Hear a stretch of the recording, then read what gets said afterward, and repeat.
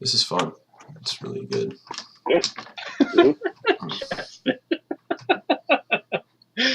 You bet it's fun, dude. We got this. The finest of entertainment.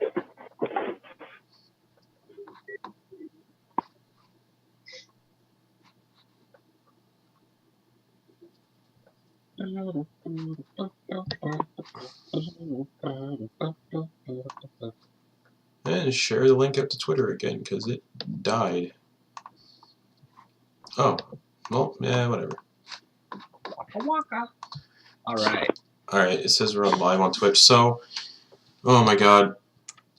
So for the people that are watching this, whatever, which is nobody right now on Twitch, I'm just saying this for the VOD purposes.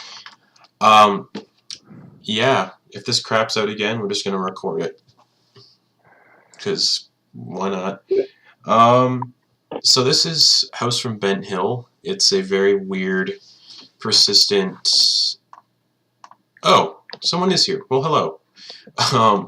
This is a persistent haunted house campaign. So think Death House from Curse of Strahd, but long term. So it's spooky, spooky bad times.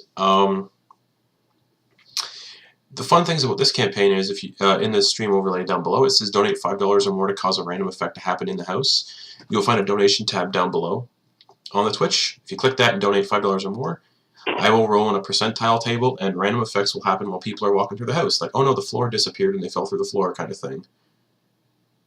Really bad stuff. Ghosts get summoned. Just really not good stuff happens. So be scared. I thought Fred watched this. What have you done? And those kind of people. Also, the fun thing with this campaign is it's actually 2 groups of 4.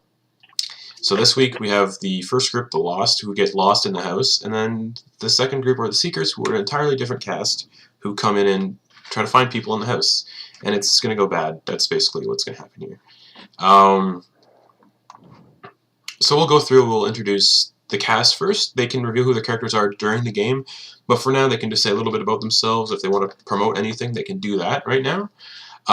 People who do watch our other streamed game, the Pirate campaign, will recognize Garrett down there, who plays Noose in our Pirate campaign, which streams at 10 o'clock tonight, if my internet decides to hold up till then.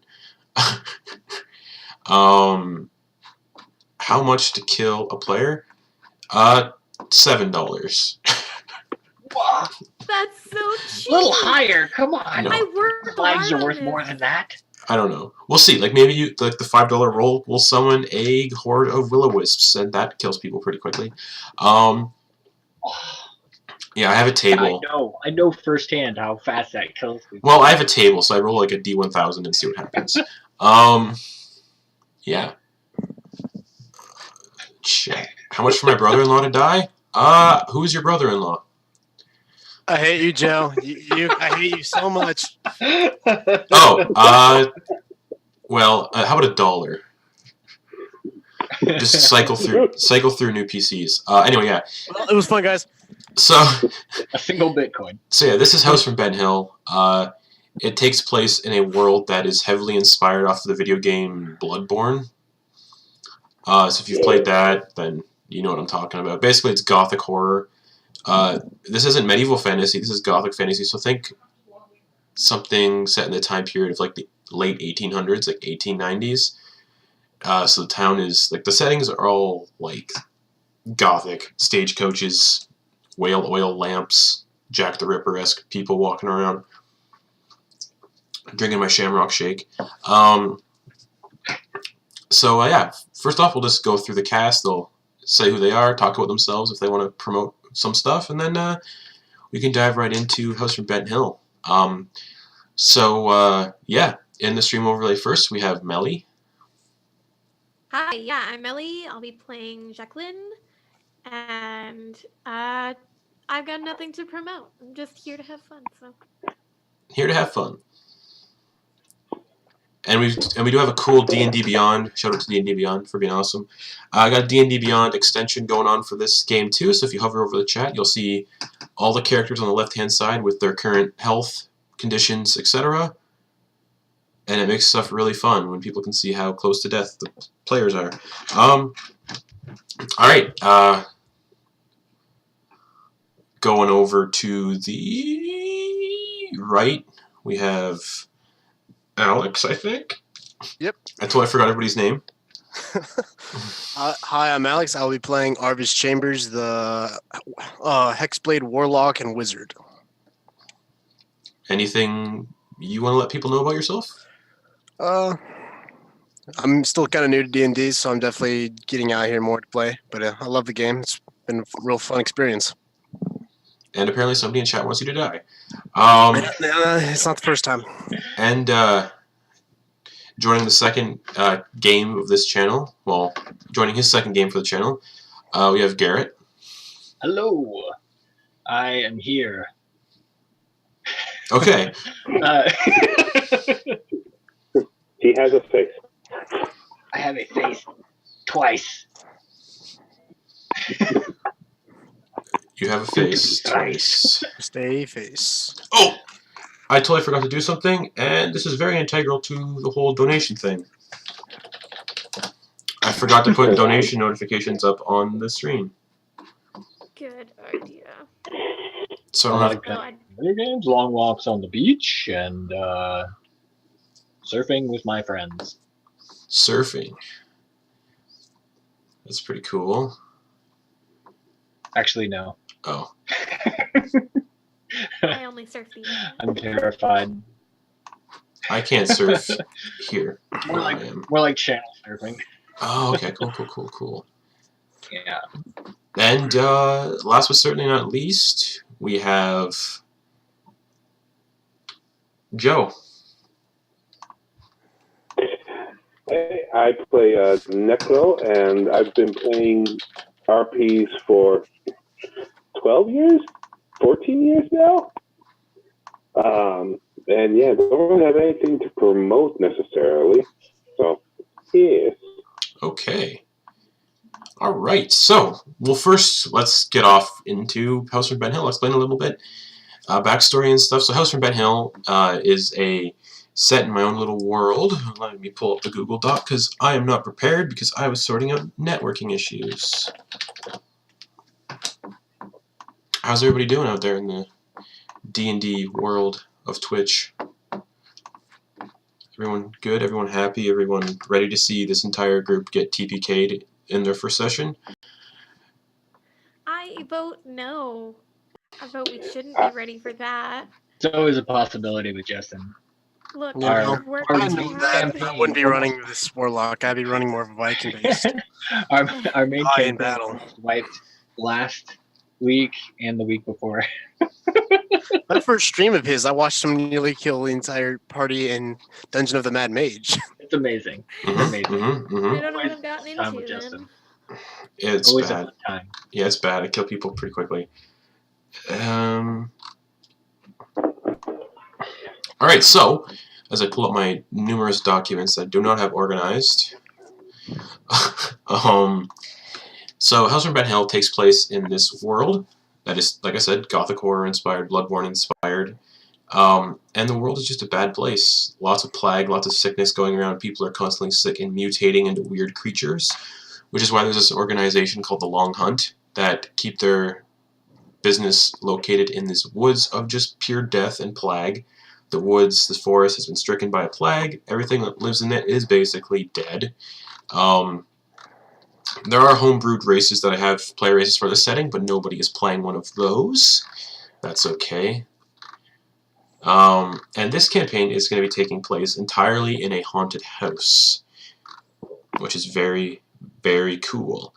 In this setting, you guys won't see any sort of common D&D monsters. That means there's no dragons, no beholders, no tarrasques. It's all homebrew creatures mostly. So it's because basically I'm trying to sell this setting as a supplement on DriveThruRPG eventually. So I got a tiny peek. Are we your free guinea pigs on this? essentially, yeah. Awesome. Yeah, I got a very small peek, and yeah, you guys, it's great.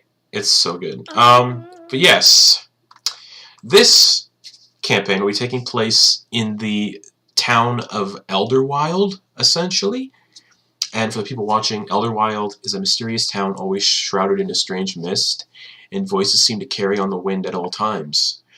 People speak of strange lights floating through the mists, leading those less fortunate to their deaths, or to become lost and never seen again.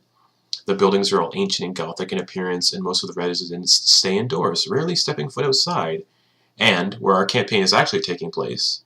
On the outskirts of town is a small wooded area where the mist is thickest and seems to congregate on a massive manor, known as the Trout-White Manor, which sits in the center of this forest on a hill called Bent Hill. Rumors speak of people disappearing who step foot inside or on the property, and the spirits of the long dead have been rumored to be heard and spotted around the property.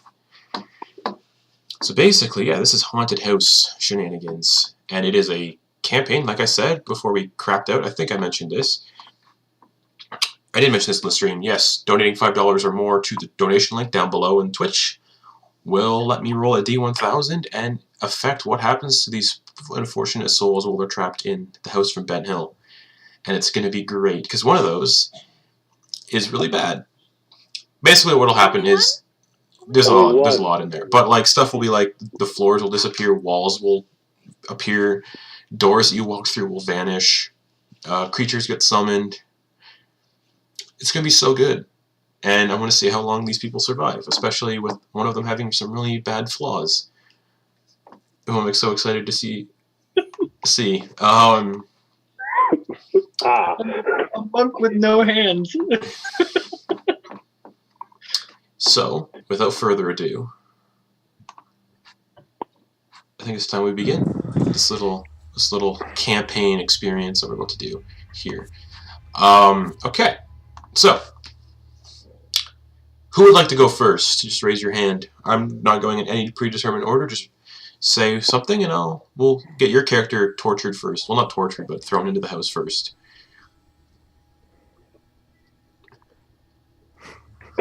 I'll go first.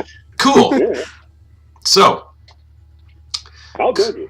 Clue Blacktree. Don't worry about it. Clue. He's an owl boy, and he's just going to be sitting on one of the trees on the outskirts of the manor. Okay. And So he's waiting for any movement on the inside or anybody going towards it. okay. He heard a few rumors. He's excited about all of this because he's from the Black Tree, which is the forested area that you mentioned that was just outside the city area. Mhm. And he's you can think of him as a sort of skeptic. So he's not terribly afraid about it, but he's very curious. And yeah, he's just looking for an opening, because one, he can't really open any doors or windows to get inside himself. And why is that? Why is that, Open it Clue? up. Why can't you open any doors or windows? Well, Clue, he doesn't have any arms. He's an Aarakocra, but he is of a breed that never evolved the arm parts. He's just got the wings. And he's got his wings and his talons. If you look at him, you'll see a harness that goes around his back and wings.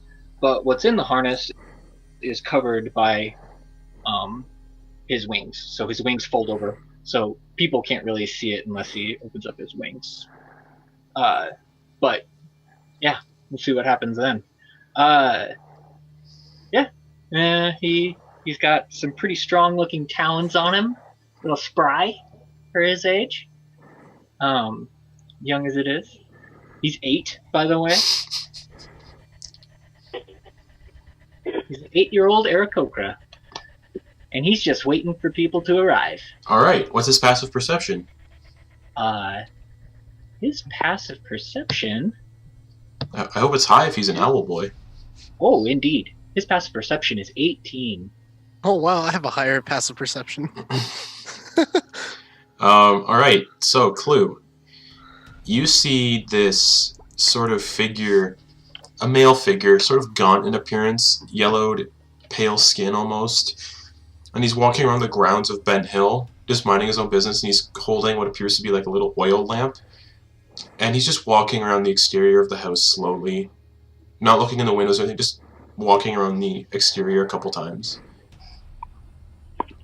Slowly, the mist sort of obscures him a little bit, but you can see through the mist just the light, the faint light of his oil lantern.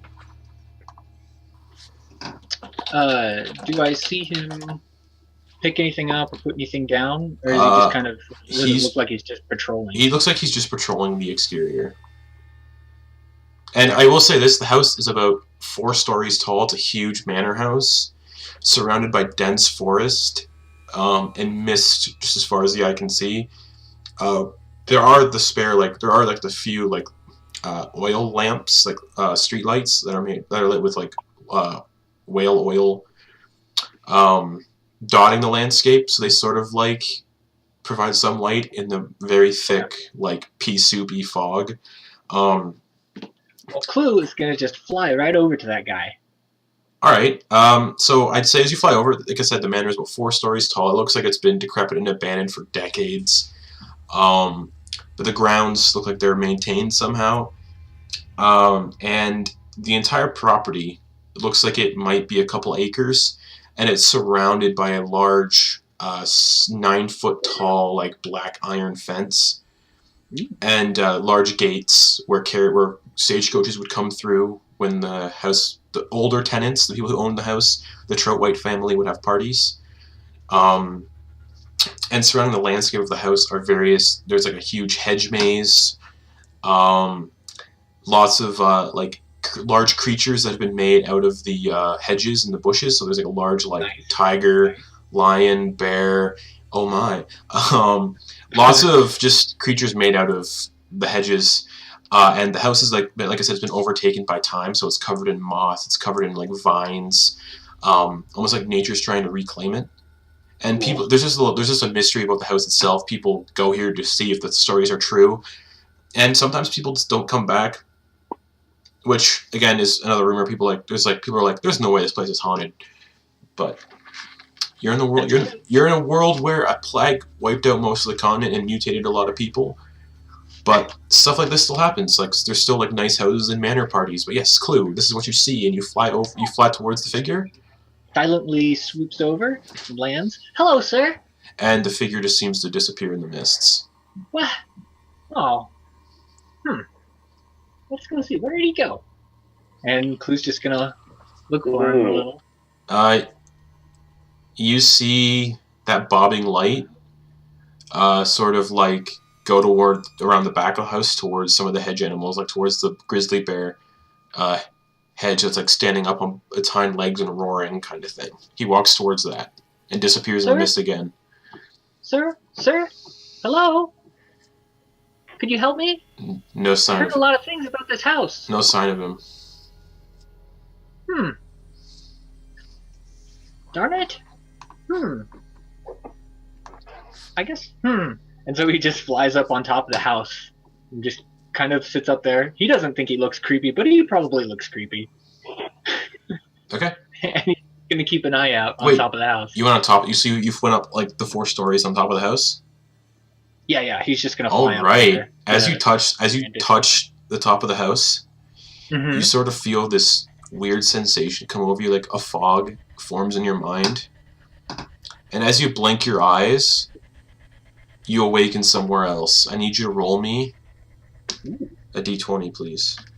Okay. Roll. Let's roll the night. Got a 13. Cool. You come to in a strange room. It smells like sitting water, like it's sat for a long time, like stagnant water. And as your eyes open, you see yourself laying in a very large porcelain clawed-foot bathtub full of very dark gray water that's been sitting here for quite some time. It's rusted the inside. It's not really rusted the bathtub because it's porcelain, but it's sort of deteriorated some of the porcelain. It's chipping away. And as you look around, you seem to be in some sort of bathroom, and the walls are faded, stained white. They're white, but they're stained with yellow, and the wallpaper appears to be peeling everywhere. and the wallpaper is like black roses in design, but it's peeling everywhere mostly. The floor is just littered in like dead leaves, and there is a broken boarded up window beside you, and you see a small single door and a vanity in the corner with a mirror that has been just covered in grime. And as you see this, we're going to go to someone else. And let me just go with, who do I want to torment next? Jacqueline. Where would Jacqueline be at this situation, and what would the audience see when they see Jacqueline for the first time? You see a half-orc woman, a little above 6 feet tall, with grayish blue skin, hairy tusks that have been filed down to a smaller, less abrasive look. She has dark hair braided in a fashion that seems impossible for just one set of hands, which shines, hinting at a well-moneyed lifestyle. She is dressed in casual fineries, a burgundy tailcoat with a patterned cummerbund, a ruched white collar, and shined black buckle shoes. Her hands are covered in white gloves that seem almost impossibly unstained. She carries a cane with a decorated grip and an embellished black violin case strung over her shoulder as she, I think, walks up the drive to the gate of the house. Alrighty. And are you going to do anything as you walk up to the gate of the house? It is currently closed, and what appears to be like there's a chain wrapped around it trying to keep people out. I think she kind of is looking around to see if there are any other people around. If she gets up to the gate, probably taking a look at how solid the lock is.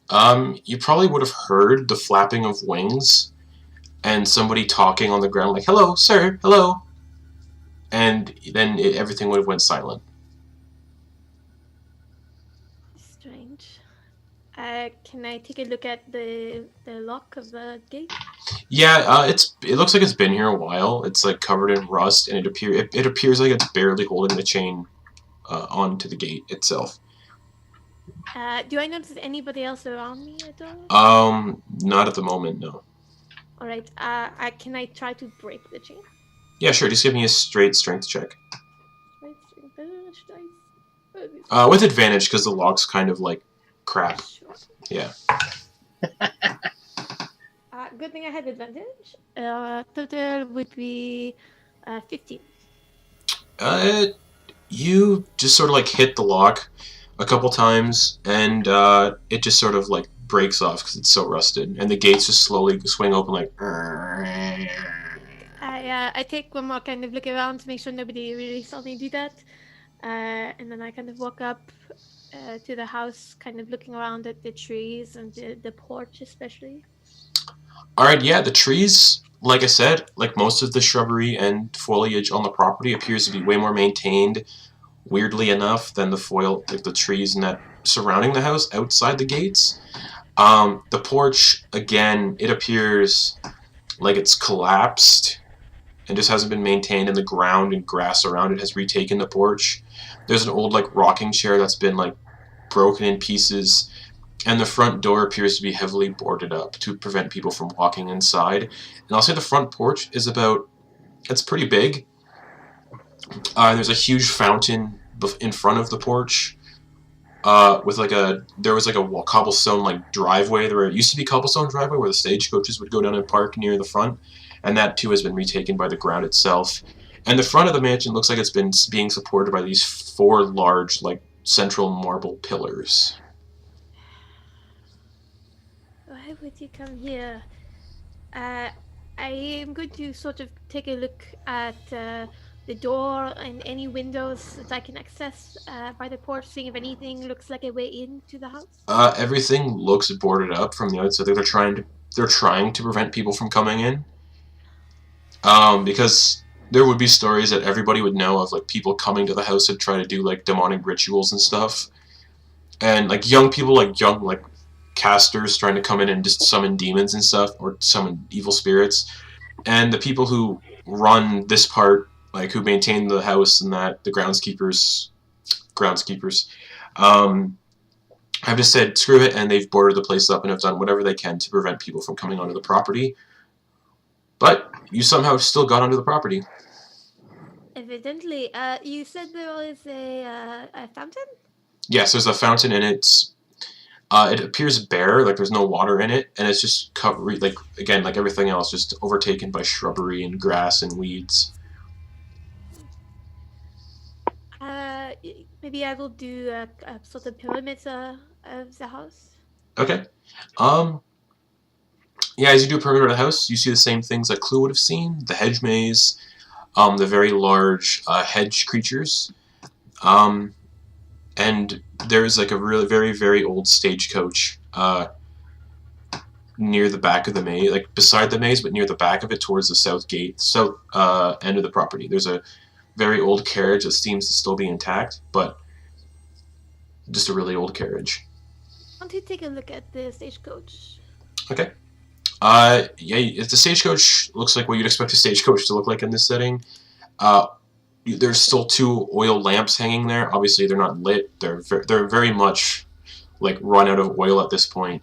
And the stagecoach appears like it might be 50 years old at this point, maybe more. It's very worn, but it seems like at some point maybe it could be refurbished and fixed and repaired and usable. Is there anything inside the stagecoach? Are you gonna try to open a door of the stagecoach? Sure. All right. As you open the door of the stagecoach, you just see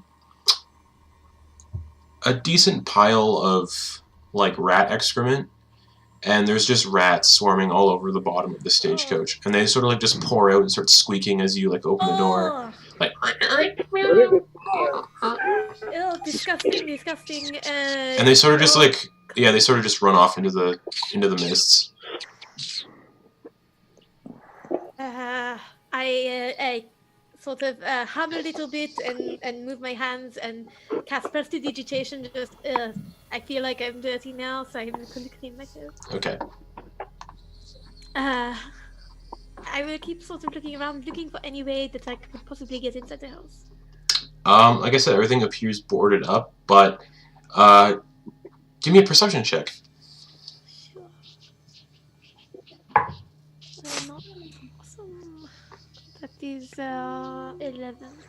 I'll say you spend the better part of like half an hour just scoping out the grounds, and you eventually come across a cellar. And for some reason, the cellar doors are wide open. Hello? I'm calling down into the cellar. You don't hear anything. Just silence and like what appears to be like sound like dripping water. Like. I look around again, see if anybody is around, and then I will go down into the cellar. Alright, you don't see anybody, and as you step into the cellar and you blink, you feel sort of like fog enter your mind kind of thing. And I need you to roll me a d20 as well. 19. As you unblink, you find yourself standing in the entryway of the house, the foyer. Oh, excellent, that's what I wanted to be. And there is a spiral stair. There's like 2 of those like spiral staircases going up to the 2nd floor. And this floor is just, this like room you're standing in is just covered in dead leaves as well. There's like some suits of armor on each wall, motionless, just obviously motionless. They're suits of armor.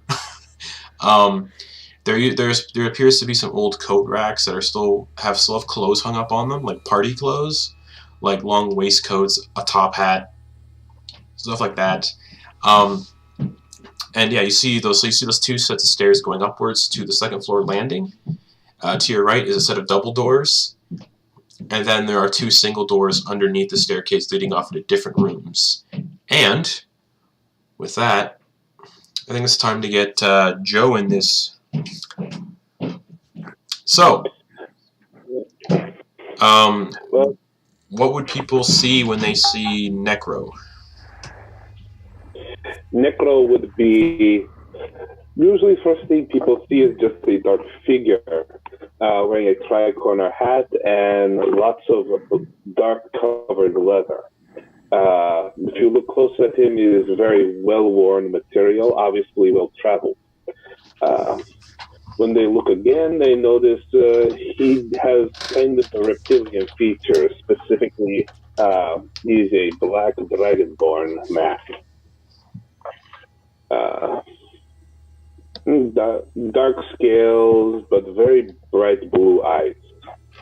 Okay. As he will be approaching this manor to investigate these rumors that he has heard about. Perhaps someone has sent him some information to investigate, and he would make his way through the gate. And the minute he's through, he would unload this very large hunting rifle from the back of his and hold it at the ready and slowly make his way through the garden. Okay, yeah, so as you do approach the house, you see that the gates are unlocked and they're very widely open. So it allows easy access onto the property for sure. And you make your way to the back. And you make your way to the garden where the hedge maze and the hedge figures are.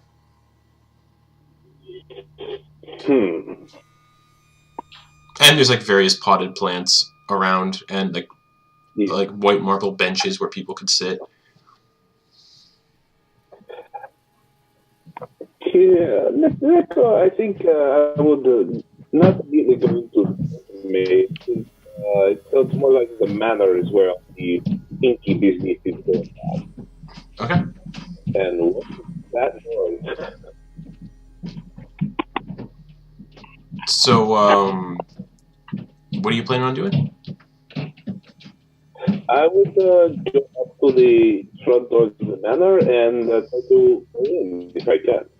Alright, Gun first. Like, open and you use gun to open the door rest of the way. Alright, the door is boarded shut. So you would have to try to take those boards off if you want to go in that way. I have a hammer. Okay, yeah. You can use the hammer to like try to pry the nails out if you want. Give me, you know what? I won't even need to roll for it. I'll just say you spend like 10 minutes just prying the nails out of these boards, and you can slowly push that door open if you want. Yes, that would be doing. Alright, so at this point, you said the front door, right? Yes. Okay. So at this point, Jacqueline, you'd hear a door creaking behind you, but as you turn around, there's nothing happening. The door is still closed. And Necro, roll me a d20, please. Correct. Necro has rolled a 2. A 2. Oh, thank you. Thank you. You, I'm not that guinea pig. as you like walk through the front door with your gun trained, you feel fog come through your mind again, and you're a member of the Long Hunt, so you're accustomed to dealing with nasty, creepy stuff. But this is something you have not grown accustomed to. This overwhelming sense of dread that just seems to come into your mind. And as you finish your blank, you find yourself standing in a very dark room. Do Dragonborn have dark vision? Dragonborn do not. Fantastic. You find yourself standing in a very, very dark room. But you can still see a little bit. It's not dark enough where it's pitch black. There's like some light coming in through floorboards and stuff. And you see, basically, you appear to be in a wine cellar. And you see a set of cellar doors that are closed. And they are locked with a chain and a padlock from this side. And you just see wine racks and wine barrels everywhere, covered in very thick layers of dust. And as you're down here, you can hear breathing, like... And with that... Nailed it. With that, we're going to go to Arvis. So, Arvis, what would the audience see when they see Arvis? So, you see this very stout young man. He's probably a little early 20s, maybe mid-20s. He has short jet black hair that doesn't come just very nice cut spiked hair to almost like a foxhawk with a short boxed black beard. When he stands with this look of despair and loss and sorrow in his eyes. He seems like whatever his past has caused a serious pain. His clothes consist of black trousers with black cowboy boots, a black vest with a white dress shirt with the sleeves rolled to the elbows, with a black round gambler's cowboy hat and a red puffy tie to top it off. He has a slight facial scar on his left side, starting below the eye, then goes partway onto the cheek to about here. And as he walks, he has a leather pack that's slouched over like a messenger bag. And as he's walking, he's looking to the sky as a black raven is flying overhead, keeping an eye out. Okay. And where would you be thinking? Where do you think you would be most inclined to go to on the property once you arrive at the house?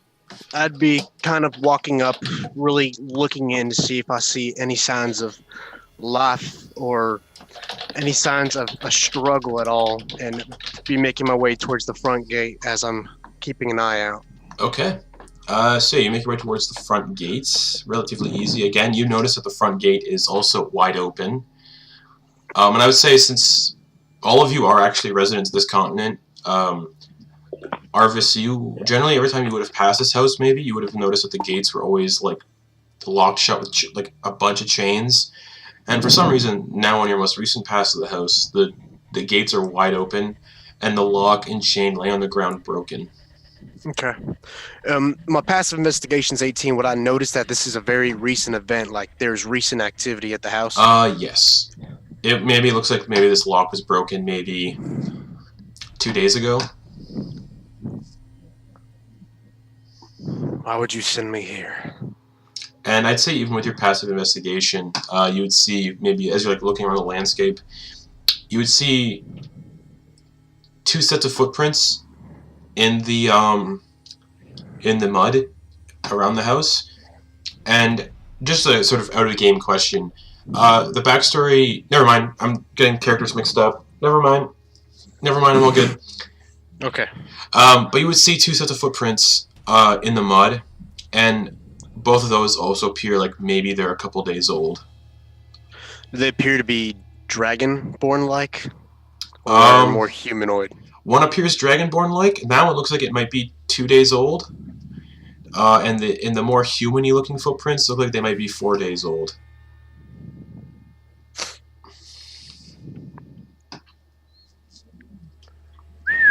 As my raven comes flying down, lands on my arm. Okay. I'm gonna snap it into the ethereal plane. Okay. I'm gonna start looking. Can I see if the door has been messed with? The front door? Yeah. No. It's still boarded up. Okay.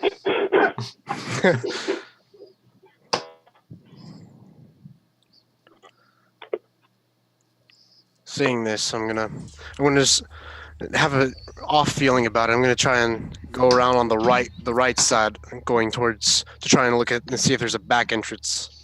So you would pass the cellar door that is closed and like locked shut with chains and locks, a series of padlocks and chains. The same cellar door for out of game purposes that Jacqueline went down? Yes. Yeah, Jacqueline went down. And you would also see that there is a back door that looks like it might have been used for people just coming out into the garden to like continue their parties out here. So the back door basically comes out onto this like gazebo, and then the gazebo continues into the garden. Is it a glass pane door, or is it just like an average wooden door? It is a glass pane door. Okay. And it is. They also tried to like board this one up too a little bit. Is there a clear spot of like an open window? Like if I would chuck something, it could possibly break it. Yeah, for sure. You could easily like get something through the wood and like break the window.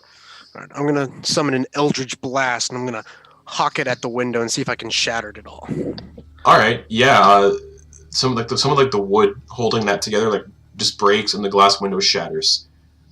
Okay. And I'll say the window is like maybe like 2 feet by 2 feet. Okay. I'm gonna try and with my character being a human, humans don't normally have dark vision, but for him, from his backstory, he has a new sense of interesting sight. So I'm gonna peer in and see what I can see just from looking through the gaping hole I've made. All right. You see like a sort of like a kitchen-esque area and a dining room, like a Gothic Victorian kitchen.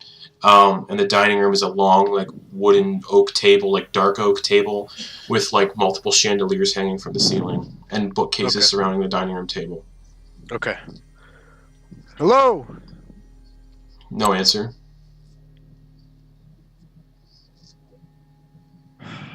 You want me here for some reason.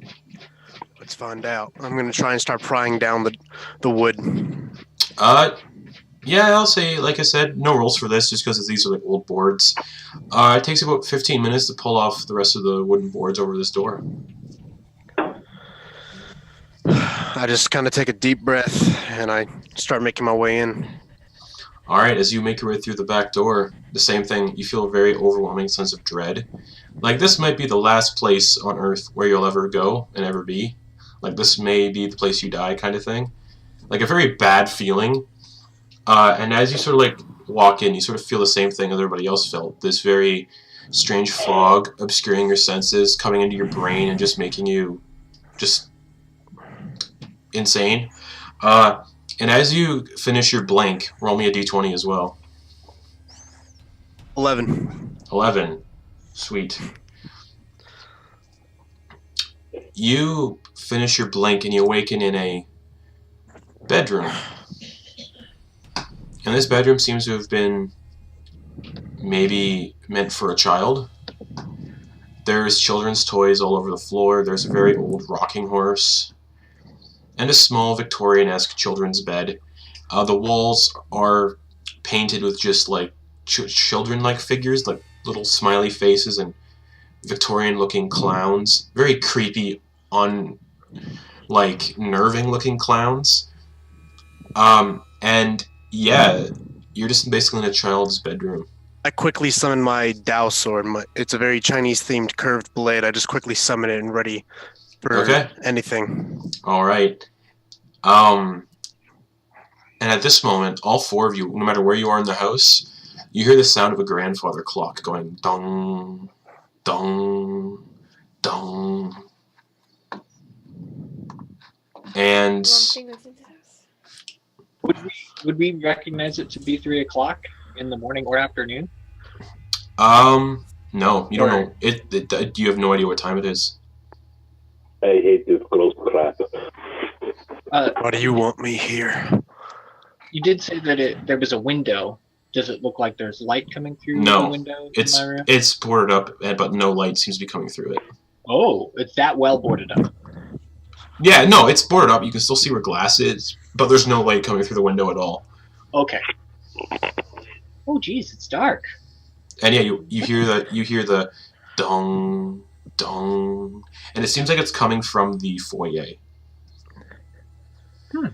Can I find a clock in the room? Basically, beside the door that you came through on, there's a very large grandfather clock behind you. Oh, can I take a look at it? Yeah, sure. The clock hands, you see there are 4 clock hands. Oh. One of the clock hands is a picture of an owl-looking person. Like just their face, kind of thing. The other clock hand is of a Dragonborn with a hat, like a black Dragonborn with a hat. The other clock hand appears to be a human male who resembles a cowboy. Ish, with a scar on his face. And then the last clock hand you recognize is yourself. And they're all basically at midnight. Well, not midnight, they're all at 12. Quite an interesting joke here. Hello? At this point, Clue, Arvis, and Necro, you would hear from... Well, Arvis, you would hear coming from downstairs someone saying, hello, in a very, like a French accent. Clue, you would also hear this coming from downstairs, a French accent. And Necro, coming from upstairs, you would hear someone saying hello in a French accent. I'm going to unsummon the falchion, and I'm going to be trying to make my way... Not the falchion, the sword. Yeah. Making my way towards the sound of the voice. Just going, hello? Hello? Alright, you open the door, and you hear... Jacqueline, you would hear someone responding, hello, hello. This way. Follow my voice. As long as you do not plan to kill me. I'm just booking it towards the voice. Alright, at this point, Clue, you would hear someone running, footsteps hitting the hall, like outside where you are. Hello? Hello? Sir? And Arvis, you would hear immediately to the door to your left, you would hear a voice coming from in there. I'm going to try and open it. You open it with ease, and you see this... Yeah, you open the door with ease, and you see this owl-looking person in there with no arms. Oh, hello. Oh. You're a dour-looking fellow. What's up with you? How did you get here? How did I get here? This is weird. I heard someone else down the hall. I think it was coming from downstairs. Let's me too. try and regroup with that person. Yeah, let's do that. Okay. I'll let the little owl lead the way. Just kind of confused. Alright, so you guys make your way downstairs, and you see this half-orc, dressed in very nice clothes, standing by a really weird-looking grandfather clock. You guys don't see the clock hands yet, but as these two figures approach Jacqueline, you recognize their faces as faces on the clock hands. You would be the owl, and you would be the human. I don't think I've met you before. Sorry? Who are you?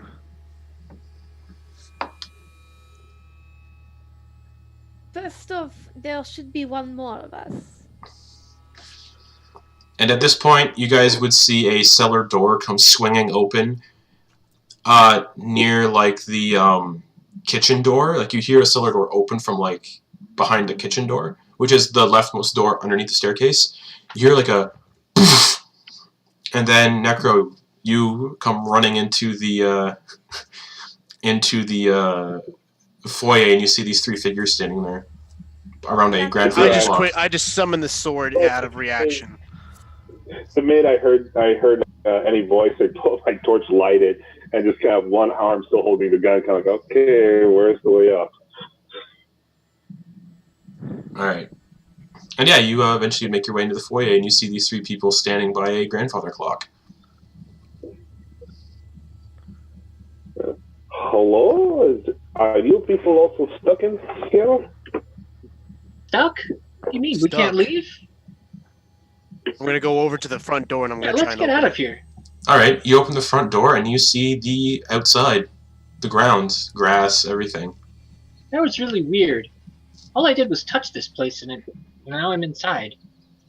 The same happened with me. Can I make an investigation? I'm going to try and roll an active investigation to see if outside looks natural. Yeah, go for it. Yeah, go for it. That's a 5. It's supernatural. It looks like it's outside. It looks normal to you. I don't know if you should go out there. Does it still look as dark as it did through the window? Yes. Like, much darker. I'm staring out there with the sword in my right hand, and I'm just like, something's not right. It looks natural, but... When I came here, it wasn't as dark. What happened to... Did some time go by? I think I'm losing some time. I don't feel so good. And at this point, Arvis, you remember that you saw the owl footprints that you saw? Well, you didn't see owl footprints. Actually, you would have saw owl footprints in your movement around the house. The owl footprints looked like they might have been like 4 days old. 4 to 6 days old, like a week old. How long have all of you been here? I just got here.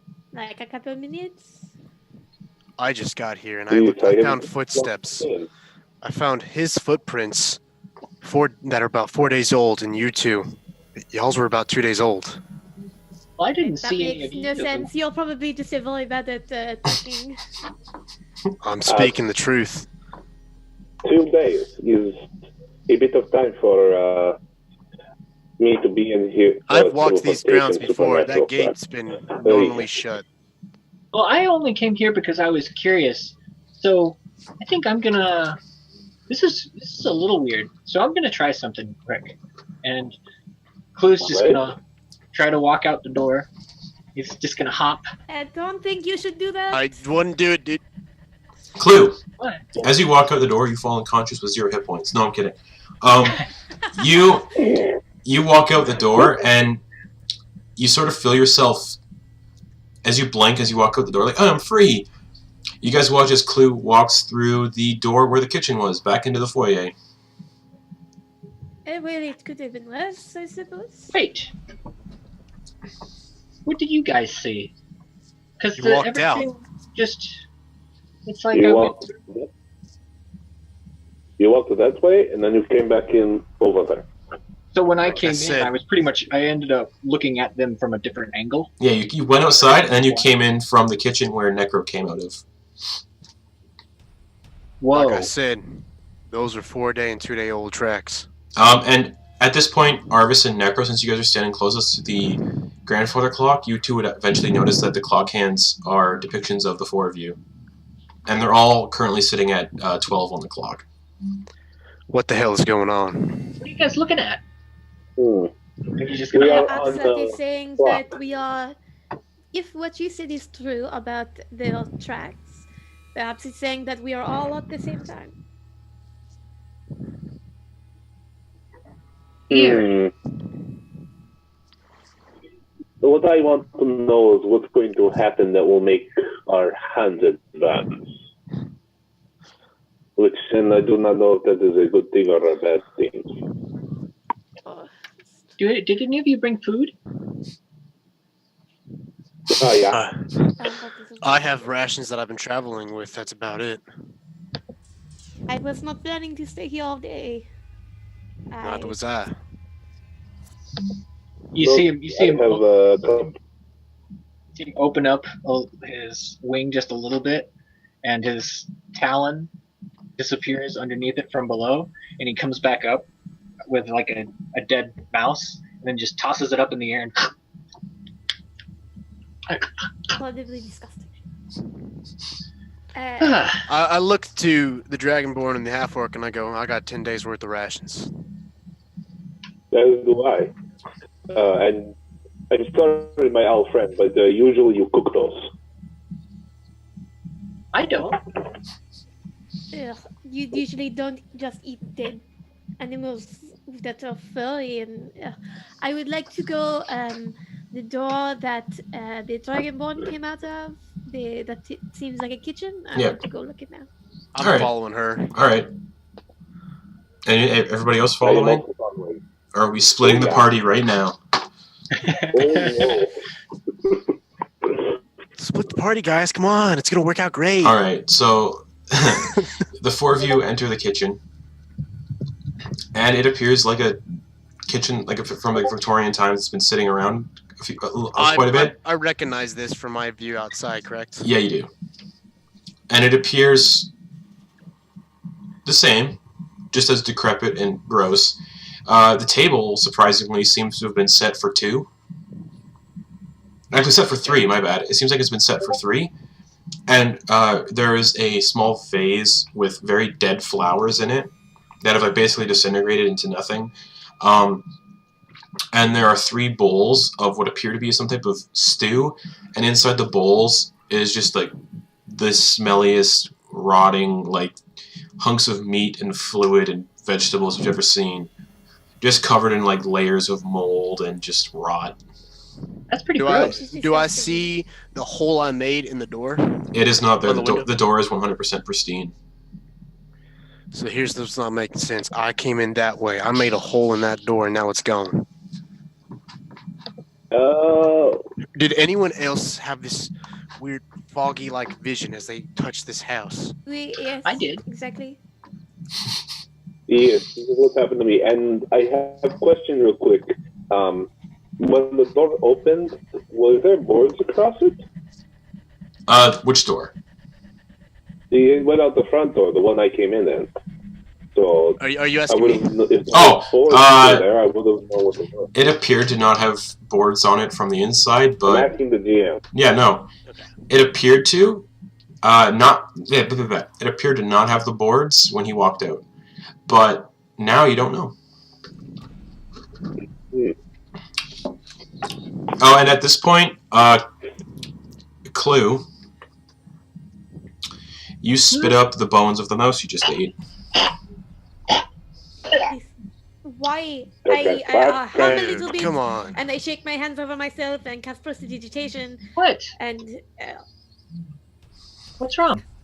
That is disgusting. In that society, we put that in trash can. What? That's Well, disgusting, dude.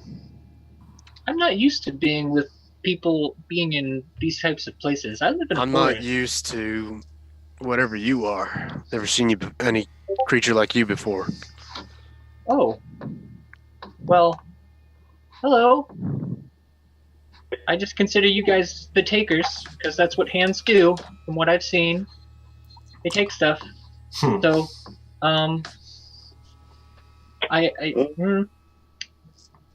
anyway, I'm normal. Roll d20. Cool. As you're all standing in the kitchen, you sort of hear coming from upstairs. Like laughter, like children's laughter. Oh, Please tell me I'm not the only one who heard that. Oh, You no, I heard that too. Why is You that know not this. good? When not I like came children. to, I was in a children's bedroom. Can Okay. I go and look at the clock again and see if there are any more people on it? Yeah, sure. Children are nice as far as I know. Ah, yeah, I'm sticking with her. I'm sticking Yeah, together with so her. as you go back to the clock, the hands are still in the same spot. I wish not to say this, but I think we should investigate. Lead the way then. I want to get out of here. I don't know why I'm here. Stupid idea. Yeah, I say let's go check it out. I mean, they're kids, right? I know a lot of kids. They're nice. Kids should not be in Sure, here. they may be kids. And if they're in the same pickle that we are, we should probably I help them. don't think they are in the pickle that we are in. I'm going to agree with her. I don't think whatever Yeah. that is natural. Yes, Really? there are 4 of us on here, and There's there's no one else on the children. clock. That doesn't mean anything, does it? Well, if she apparently ended up here and saw this before all of us and knew that we were all coming to meet, that means there would be, if there was anyone else actually here, they would be on this clock. Unless clock doesn't show children. I looked down at the owl, like, and looked back at the Dragonborn. I tried to be optimistic here. He's yeah, just so you guys know, Clue is he's about 4 foot 6 inches tall. Oh, time. Probably only weighs like 40 pounds. Wait, really quickly, how tall is everybody else? Oh yeah, true. I'm average height. I'm about 5'10". I'm average apparently for a Dragonborn, which is like 6'8". Okay, and Jacqueline is 6'1", so. So everyone just towers over Clue. You guys aren't that bad. You're pretty big. Do you mind if I... If you want to go and investigate the upstairs voices, I will follow, but... Is there anything interesting around here? Anything else? I heard breathing downstairs. I did not look for a source yet. You had breathing? Heard breathing. Arvis is just kind of like keeping his distance from everyone, like knowing that he needs to stick with them, but is very distancing himself and just realizing this predicament is a really bad predicament to be in. All right. So I was just curious, and that's why I came here. Why did all of you come here? Do we need to get anything done, or do we need to leave, or do we all want to leave? I want to leave. Mm. Is anybody else still curious? I'm curious. We're here So far, find out nothing what bad is happened. going on. I'm getting paid to find out what's going on, so I was just walking by and I saw that something wasn't right. There was activity. You know this place well? I've walked by here a couple times. No, it's not someplace I wanted to explore, but I wanted to make sure no one put themselves in a stupid predicament. And I ended up putting myself in it. Just walk by. You've never. Well, I have no real purpose of being here. all right. So nothing bad's happened yet. So I say we just look around and see if we can't find a way out of here. I will say that the four of you do know the history of the house, though. You would know that there was a manor party like 100 years ago or something, ish, run by the owners of the house, called the Troutwhites, a husband and wife that would always constantly hold these manor parties for the rich. And at one manor party, however, you would know that the entire guests and the Troutwhites themselves were found dead a week later after their party, seemingly murdered by something. And that's the history of the house that you guys would know. I just recalled something very terrible about this house. we all Arvis We just should get out stands. of You all see Arvis just standing there with this very painful look on his face, and just the idea of I don't need to be here. I want to get out. All right. Well, May I briefly take a look at the party clothes that are in the foyer? Yeah. And take the top hat? Yeah, you can take the top hat. It's old and stinks. It's like really mildewy. Prestidigitation on it. It is brand new. And I'm just going to. I'm keeping it with me. I'm not putting it on, but I'm keeping it with me. Okay. You do see a name stitched into the interior of the hat, Yes. and it says Edwin Troutwhite. Would I recognize this that name? name? Yeah, the Troutwhites were the family that owned the house. Okay. And so I'd assume that that's like the patriarch. Yes, would have been the father who, died during the manor party with his wife. you will have dead man stuff. In the clothes, would there be anything that I recognize? Like something someone else might have left there? No. see what I mean? Takers. You guys are takers. Nothing against you. It's just what you do because you got hands. I hate to be the one to say this, but I think we need to go investigate at least either breathing or children, because if we want to get out of here, if this is a haunted place, taking care of what's haunting it may get us out of here. And if not, we at least know what's going on somewhat by what we encounter. I'm with the big guy. All right. All right, so I unsummon the sword and I just go, let's just get this over with. alrighty, so I will need the marching order. As long as there aren't any Necro doors. As long as there aren't any doors, Clue's in the lead. Clues in But if we come across any doors, someone needs to open it for him. I will Okay. be right behind Clue. I will be after that. Okay. I'll follow up the rear, keeping an eye on our butts. All right, so You guys it's don't mind, I'll be in the front, because I can't see over any of you. Clue, Necro. Who's behind Necro? Jacqueline. And then And should then Arvis. Arvis in the back. Alrighty. By the way, not sure if I introduced myself. I am Necro. Hello, I'm Clue. My real name is... But you guys can call me Clue. I'm not sure I have Jacqueline. space for that. Jacqueline? Jacqueline, yes. Name's Arvis Chambers. Hello, Arvis. Nice to meet you, sir. Pleasure. What was your name, ma'am? Jacqueline. Jacqueline? Oh, hello, that's a lovely name. It is a good name. All right. Give it to me.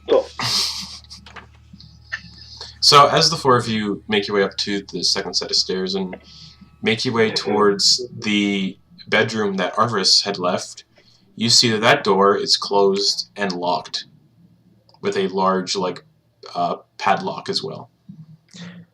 I left that door wide open. You did? It looks locked.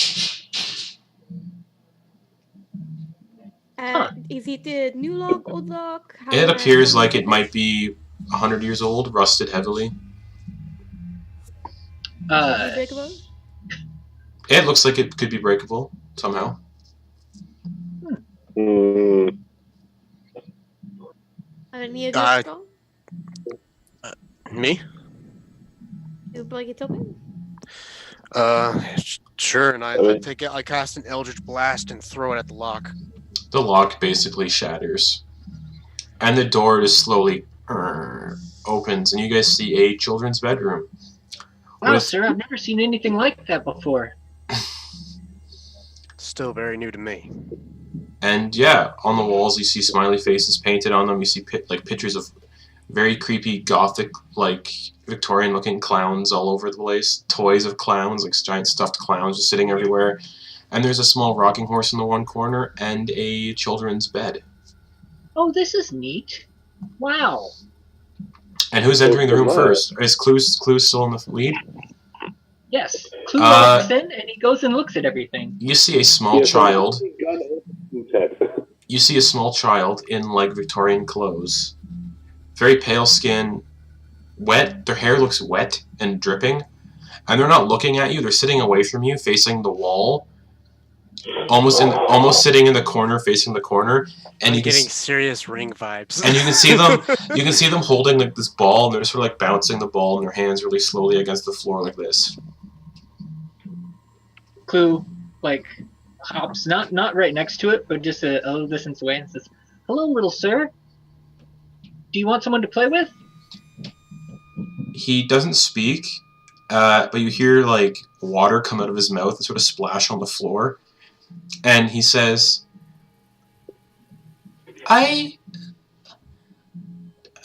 mom doesn't like when I play with strangers. Where's your mom? She's here. But and I step into the room. We are not strangers. My name is Clue. We are guests of their house. I think I'm the only one just standing in the hallway, refusing to step into the room with that kid. What's your name? What's your name, little sir? Giles. Giles? Oh, yeah. Hello. Wow. Well, do you want anything? Do you want us to get you anything? No, I'm fine. Okay. We heard children laughing, so we came up here to see what was going on. Oh. Yeah. Mom doesn't like it. Mom doesn't like it when I laugh. Oh. That doesn't sound very nice. No. That sounds perfectly normal. Well, little sir, if you ever need anything, we'll help you out. Okay. And Clue's just gonna turn around and hop and look away from him and look at those guys and just be like, huh. You hear him sort of say, "Can you find my teddy bear?" Oh. A teddy bear. You have a teddy bear? What's it look like? He's small brown. He has a hat, a bowler hat kind of thing. Oh. If we help you, Giles, can you show us the way out? There is no way out. That doesn't seem correct. There are many doors. I'm not allowed to leave the house, so I don't know how to get out. Yeah, I wasn't allowed to leave the tree until I was 5. Oh, okay. So, I know what you mean, little sir. Well, Giles. I can help. I can show you, my favorite hiding spots and stuff if you find my teddy. Yeah, that sounds good. All right. And he's just going to look around the room. Can Clue check under, the bed or, Yeah, give me a perception check of the room if you want. Yeah, all right. Can I do a perception check out in the hall? I got looking for something, any kind of movement. Oh yeah, give me 1 second. Yeah, What'd you get, Clue? 17 plus 8. Nice. So 25. You just find a bunch of like other toys in the room. No teddy bear. Wow, you have a lot of toys here, sir. Yeah. But we'll go have a look for your teddy bear. Yeah, my dad got me those to distract me from Mom when she was angry. Clue's gonna ignore that. Does your mother often get angry? Actually, your perception check, Clue, was just on the room, right? Not on him? Correct. Cool. You see toys. You see general, toys like, everywhere. Yeah. Yeah. Arvis, doing your perception check in the hallway. Go for it. I got a 14 plus 4, so 18. You see it's a hallway. There are like wall lamps all along the walls. They're unlit, obviously, covered in cobwebs. But you see a series of just a bunch of doors down this hallway. And one of the doors has a like plaque on it that says master bedroom. I lean in and be like, "Hey, Necro, was it? There's a bedroom down the hall. It says master bedroom." One moment. I'm going to go over and kind of crouch down so I'm not towering over this child. And go, do you know where your teddy bear might be? I last had him in the bathroom when I had a bath. That's where I was. Did you see a teddy bear? See? I know where that is.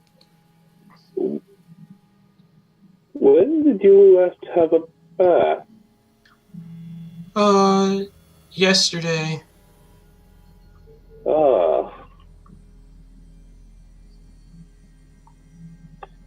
Hearing that and then seeing that this kid is drenched, Arvis is just assuming the worst. He's just like, and just steps back out of the room. Does Clue see any towels or blankets or anything? Like in the bedroom? Yeah, with his perception check, did he see any No. towels or blankets? No. Okay. All right. And the bathroom, you would remember, is directly across the hall. Yeah, guys, the bathroom is right over here. We should check that out. See if the teddy bear's there. We can, yes. And Clue says that with his back to the kid. Okay. Just like staring at these guys. Let's go. What? I will go and open the bathroom door. It looks like how I described it earlier. A large porcelain clawfoot bathtub full of just gray, filthy water. And the wallpaper, the black rose wallpaper, is peeling everywhere. And there's a vanity and a very dirty mirror. Thanks again, Arvis, for getting me out of that bathroom. Don't mention it. I'm going to walk over to tub and can I see into water or is it all cloudy? It's the water's dark enough that you can't see in it. Like it's if you played the first Resident Evil remake, it's like that bathtub, completely like just black. You can't see in it. The water's that like old and filthy.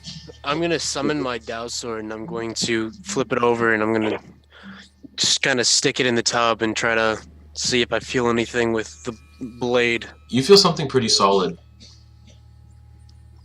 And then you notice when you touch it. Then you notice when you touch it with the blade, it gives a little bit, and you feel the blade go into something. I'm gonna quickly unsummon the sword, and I just go, I don't think that's a teddy bear. You found something? I think we need to get out of this bathroom. Mr. Arvis, but we should look around for the teddy bear. I don't think we're gonna find a teddy bear. Clue, turn around. Okay. I'm gonna take Clue I out into will- the hallway. Yeah, I am in the hallway as well. I'm not going to the disgusting fucking bathroom. Oh, we got sleep. The Dragonborn's the hero we need. So, Are you sticking? You're rolling up your sleeves and sticking your arms in the bathtub. I'm kind of keeping to the door just in case he needs. You feel as you like plunge your hands into the water, it's ice cold. Yeah, no kidding. And you can feel like solid bits floating through the water. And you eventually reach down and you feel a solid mass that is solid and slimy almost. It's like when you're doing the dishes, and you touch like food that's floating in the dishwater. It feels like that when you touch it. Yeah. Pretty much going to close nostrils if Dragonborn can do that. Oh yeah. You pull out the very emaciated, waterlogged, and very rotting corpse of a child. And clutched in his grip, you see a very mildewy, moldy, soggy, waterlogged teddy bear with a bowler hat. Seeing that, I just immediately turn around and just go, take him away. So Arvis, why did we go out into the hallway, Mr. Arvis? I'm going to. Yeah, I'm just like, okay. Jacqueline, stay with Necro. I'm gonna start taking Clue, just kind of keeping our distance, keeping his face turned away from the bathroom at all costs. My face is tell me about where you're from, Clue. Where are you from? I'm from the Black Tree. It's in the forest. Cool. It's my father. He's the chief of the Black Tree, and he taught us all how to survey the area and how to protect the tree. Okay. And we're just going to keep that conversation going while they're doing their own thing. Oh! I forgot this. Necro, as you do pull the body out of the water, you sort of feel your vision go milky, your eyes glaze over, and they go pure white for a second. And you see this image in your head of a woman wearing a long white gown and black hair. And she's leading the small child you saw from before. He's holding his teddy bear and says, "Where are we going, Mom?" And then you see her pick him up, put him in the bath, and start bathing him, washing his hair. And then you just watch as she slowly just holds his head under the water and starts to drown him.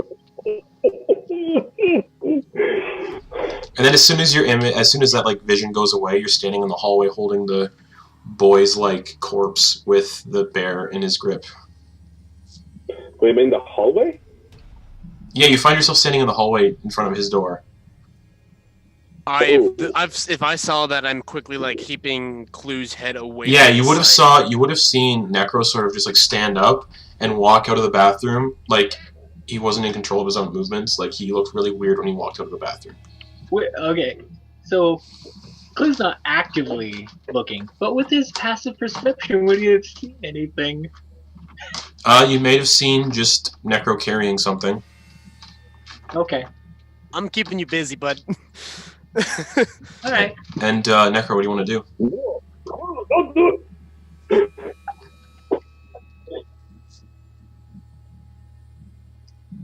Yeah. What are you doing, Necro? While you have this body in your arms? Well, I will be extracting bear. Open door to child's room. Is child's spirit still in there? He is not. He is gone.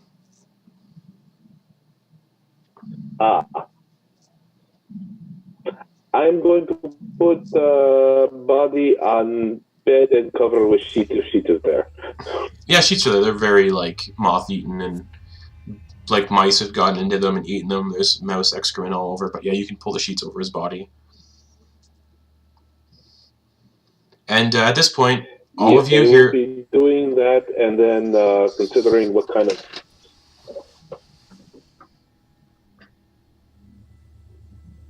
Okay. And at this point, all four of you hear footsteps coming from down... Hear footsteps coming from down the hallway. I don't think we can hear Melissa right now. Yes, correct. I accidentally muted. I was I saw you talking, but I didn't hear anything. Didn't even notice. What were you trying to say while you were muted? I want to just kind of hum a little bit and cast prestidigitation on the sheet, so it's not just Okay. It's disrespectful, wrap a body in mouse shit. You know? Okay. After hearing the footsteps, I'm gonna take a kind of a defensive position in front of Clue with the sword in hand. And Mr. Arvis, that's how I earned my father's respect, and he let me leave the black tree in order to see all this other stuff. Hey, what are you doing? And you all see this. You all sort of feel that same fog into your mind. And at this, quickly grab hold of Clue as quick as possible. Okay. And you guys hear the same child's voice, "Mommy, no, what are you doing?" And then you hear the sound of like thrashing water and choking. And then you guys see the bathroom door slam shut. I want you to open the door. That child, we need to go help him. You're opening the door? I'm going to try. It opens, and you see a woman in a white gown standing over the bathtub with her arms in the water, and she's got long black hair cascading down across her face. What are you doing with Giles? I'm quickly just... I'm just standing there, like, ready to start thrusting my sword. Nope. Clue, open up and pulling my violin out. I quickly just... I'm gonna say screw it, and I go and take a slash at this woman. The weapon just goes right through her. Nothing happens.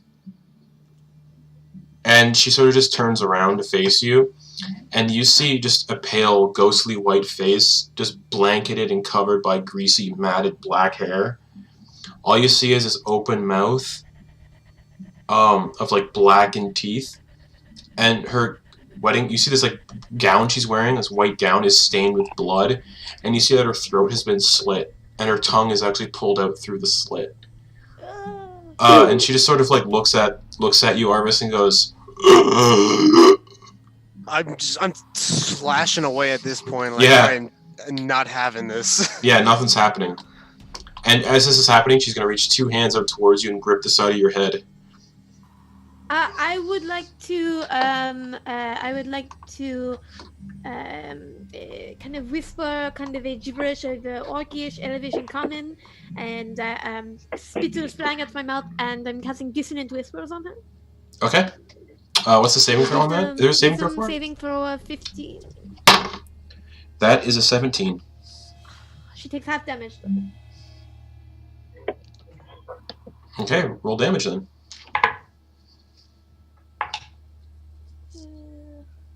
Is 14, so half is 7 psychic damage. Alright, so you sort of see that happen. She lets go of Arvis for the moment, and Arvis, you sort of feel like warm again. Like when she touched you, you felt like cold. You watch as she like turns her vision, her head like really jerkily like towards you, Jacqueline, and then you watch as she just sort of like sinks into the floor and vanishes. That shouldn't be possible. That doesn't make sense. I unsummon the sword and I just kind of fall to my knees and I'm just...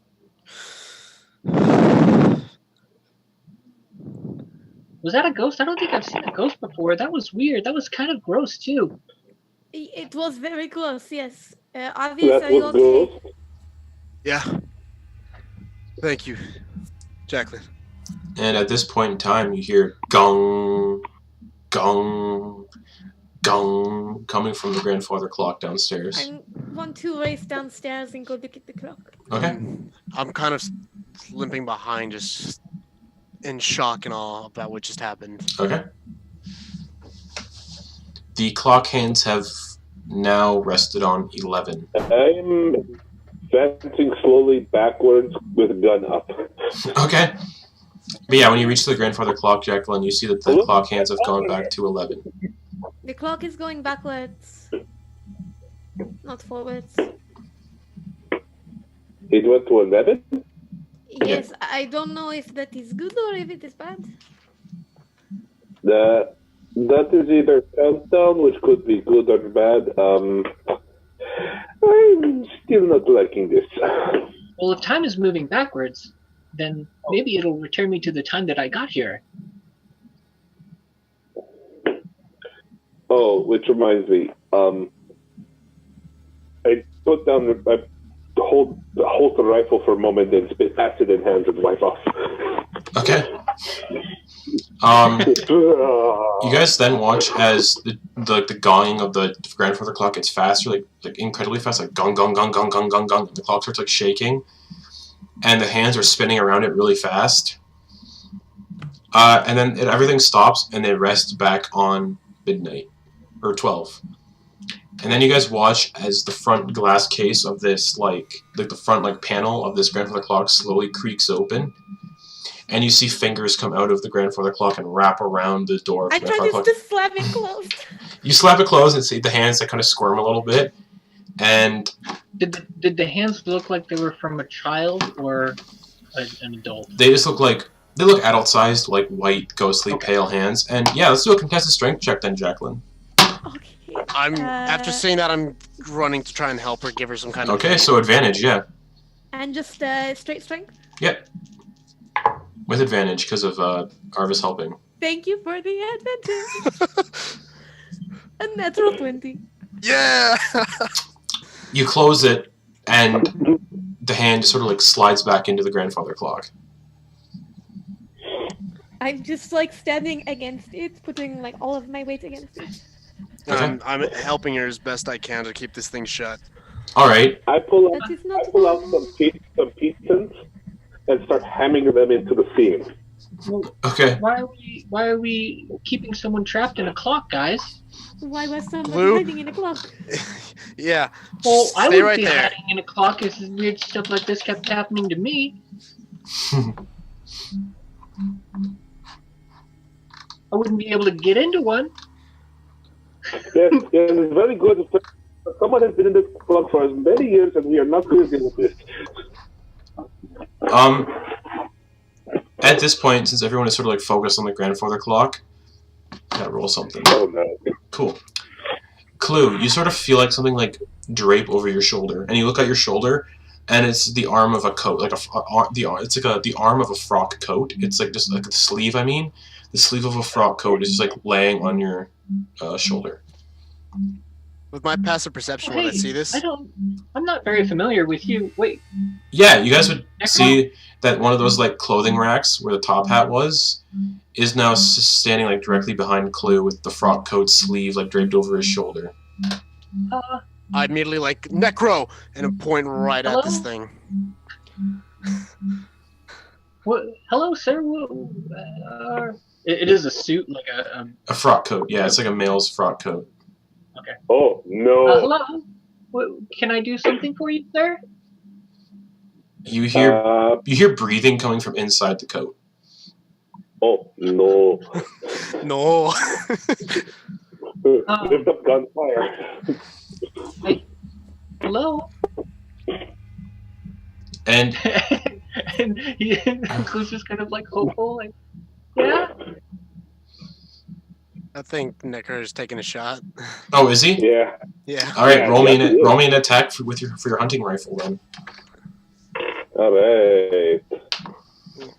One moment, sorry. 21. That hits the coat. Definitely.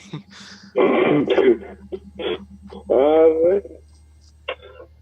I deal almost max damage.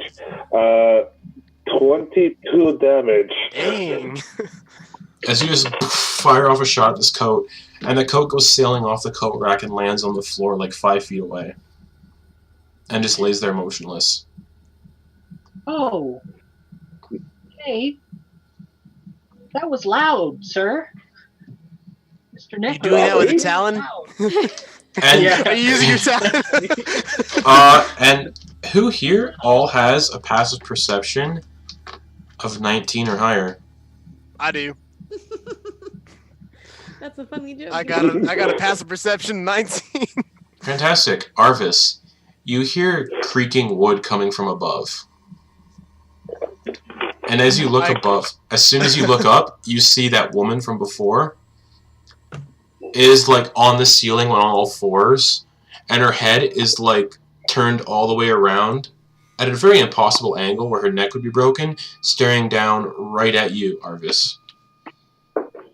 I quickly just cast 2 Eldritch Blasts. All right, roll. See if they hit. So Necro's just kicking the coat, making sure it's empty, and just hears explosions behind him. Awesome. So 7, 8, 9, 10.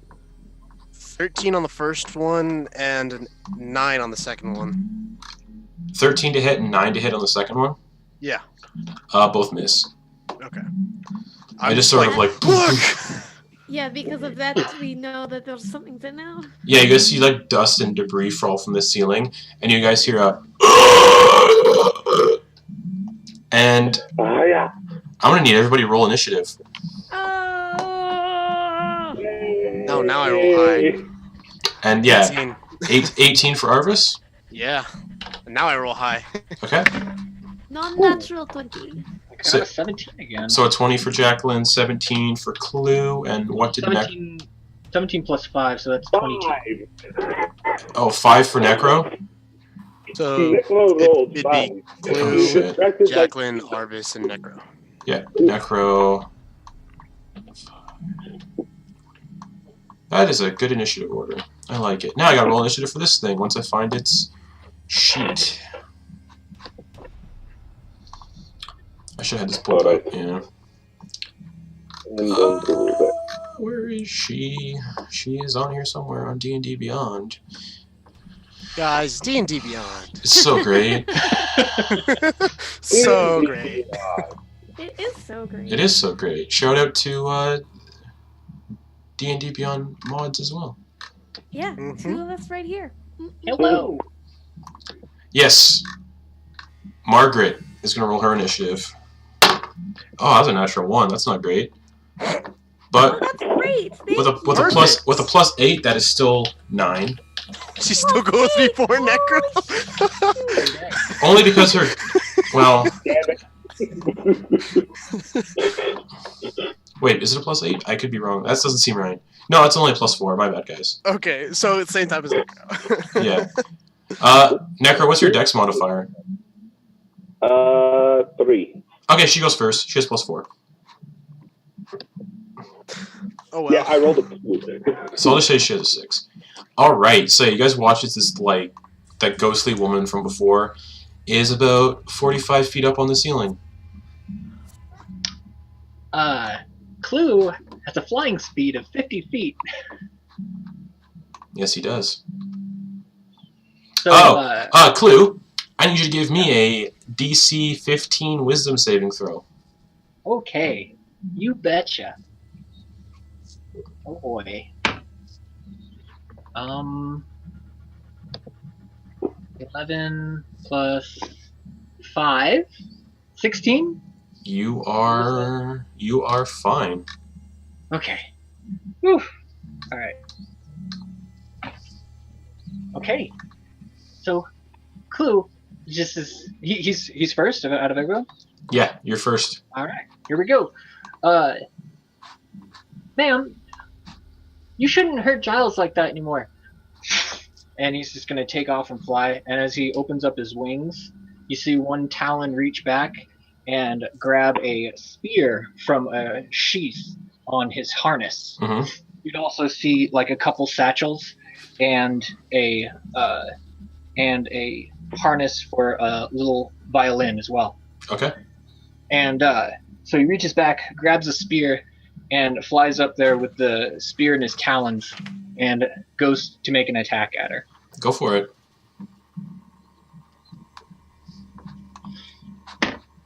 That's sorry. No worries.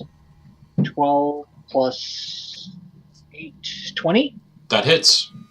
But you watch as Okay. you go to stab her with the spear, it just phases right through her and doesn't do anything. All right.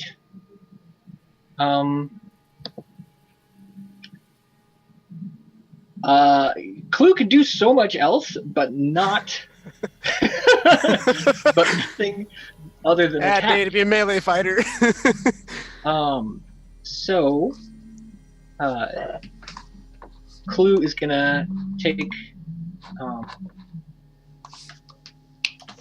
Sorry. No worries. I have two actions, I believe, or 2 attacks. If you have action surge, it's 2 actions. If you have extra attack, it's 2 attacks. Okay. But if you're a monk, Can I- we're 5th level, so you should have 2 attacks as a monk, I think. Or Yeah. Yeah. You would have 2 a attacks. few, yeah. So you'd have a bonus Yeah. action attack when you Yeah. attack as a monk. Right, but also, well, I would have an action to attack, a bonus action, and then another action. It's And not then a another bonus action. action, it's just 2 Right. attacks. It's just 2 attacks. When you take the attack action. Right. Yeah. Okay. Yeah. And obviously you can use key points to do But like then flurry of But then blows there's and flurry stuff. of blows for as well. So. And at Anyway, 5th level, question, at 5th level, would your unarmed attacks be considered magical at this point, at 5th level? Not yet. Not yet? yet. Okay. Would my sword be considered magical? Being a packed weapon? I would say yes. Okay. I'm suddenly thinking he should have gotten a magic rifle. To finish out his turn, Clue is going to spend a key point and put patient defense. Okay. What does that look like while you're flying up there beside her? He'll hold out. Yeah, well, he's holding up the spear and just kind of hovering a bit, like swooping back and forth. And like, I don't know if any of you guys have seen owls or been around when they're flying. They I are have. eerily silent. Yeah. Like they don't make any noise. It's crazy. I've climbed So, yeah. this makeshift blind before, and I've watched an owl fly out, and I was like, "What?" They're quiet. Yeah. They creep me out. So, Yeah. yeah. So Clue ends his turn with patient defense, and because he's not gonna try and Mm-hmm. step away with the rest of his movement. All So right. he's just gonna chill out there. All right. Jacqueline, are you looking? When you heard all this commotion, are you looking up towards her? Yeah, I think when Arvis Okay. brought attention. Yep. looked up. Give me a It's wisdom. just the Eldritch Blast and the. Yeah. Give me a DC 15 wisdom saving throw, please. Oh, wonderful. I'm so good at that. Oh, it's a good roll. It's a 16 total. 18 minus 2. Oh, you are fine. So you may have your turn. I'm not good at wisdom. Okay, the sound that she made, like the sound, I Mhm. kind of perfectly pitch match it. And with the exact same pitch, I point at her and I cast Fairy Fire. Okay. She has to make a dexterity saving throw. Okay. That is a 21. It passes. And I will take my the cover off of my rapier, of my cane. So now it's a rapier, and I'm going to play a bit on my violin and give bardic inspiration to Arvis. Arvis, Which cool. is a d6. Cool. So does that mean I get to use that on a saving throw? Yes. Okay, cool. I'm gonna need that. Is that your turn? All right. So yeah, with that, Arvis. Okay. Well, I'm obviously looking at that. Yeah. So wisdom saving throw, please. 10, 14. So 18 total. I use my bardic inspiration. Yeah, you're fine as well. Okay, cool. So seeing this, am I noticing a consistent struggle on the grandfather clock at all? It is back to being silent and unmoving. Okay, so unmoving. Seeing this, Arvis is going to just start to feel crackling come up to his fingertips, and he's going to cast Witch Bolt at 2nd level. Yeah. All right. 13 plus 7, so That hits. 20. That hits. So that's 2d12.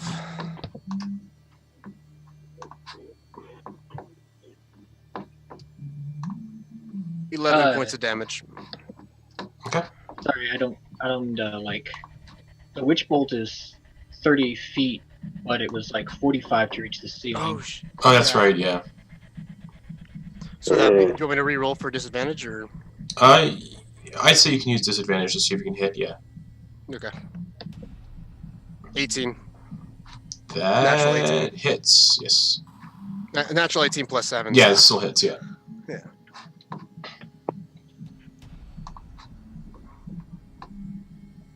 And I'll still say it's 11 damage. Okay. Yeah, it was 11 damage. Alright, I rolled cool. really poorly on damage. Anything else, Arvis? What do I have bonus action-wise? Bonus action, I'm going to cast Hexblade's Curse on the creature. Alright, is there a saving throw for that? Once per short rest. Bonus action, you choose one creature within 30 feet. Oh, within 30 feet, yeah. she's 45. Yeah, she's not even. Yeah. So saying that, I probably wouldn't have done that. No. And no, there is no saving throw for future. Okay, cool. So anything else then, Arvis? No. Oh. At that point, I'm just gonna keep making sure this grandfather clock stays closed. Alright, so this isn't an action, this is just a trait. She starts going, she does her another like death rattle thing, like I need Clue to make a Constitution saving throw.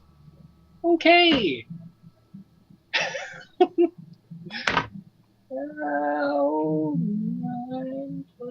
12.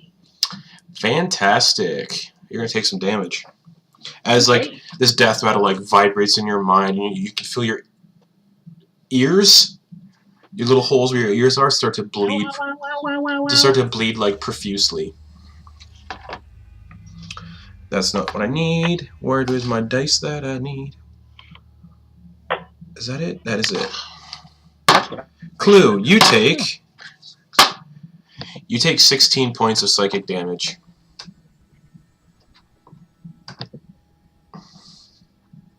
Just from that. And you're the only your son hates you. You're the only one within 30 feet of her, so you're the only one that's going to get affected by that. Okay. And then she is going to look over at you, Clue, and she is going to put a very ghostly hand on your shoulder. No, you're not. And as she touches it, you feel cold go through your entire body. This is what she tried to do to Arvis before you guys stopped it. But if she's trying to touch me, It's not. I have to dodge action. Oh, you do, right? But it's not. Yeah. It's not an attack though. She's It's just touching still- you. still melee. It would still be melee. Yeah, that's right. So it doesn't. Still melee? So it doesn't do So anything it'd to be you. disadvantage. But there's no attack to hit though for this. She just touches you. All right. I'll just say she can't I do don't it. know. That's up to you, man. I'll just say she. You're the DM. You're the DM. You know what? I'll just say she can't. I'll just say she can't do it. So she like goes to touch you and notices like nothing's gonna work. You watch as her hair starts to like lift up by itself, and it shoots out towards you for disadvantage to see if her hair is gonna wrap around you. Oh, I rolled both 17s. Oh. That's a. Hold on. That's 22 to hit. Yeah. And you watch it. You guys watch from down below. Is this black greasy strands of hair start to like wrap around Clue. Guys, this thing. Ow.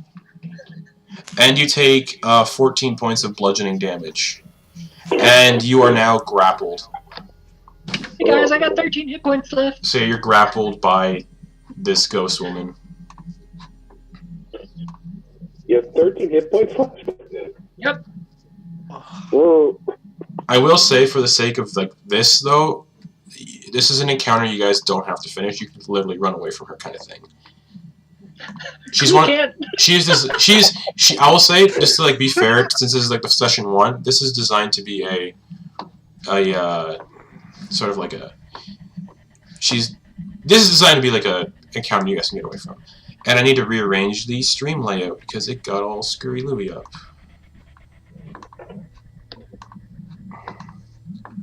One second, everyone. The overlay on Twitch got all like messed up. Everyone's in different spots now. Ma'am, you should be nicer to your son.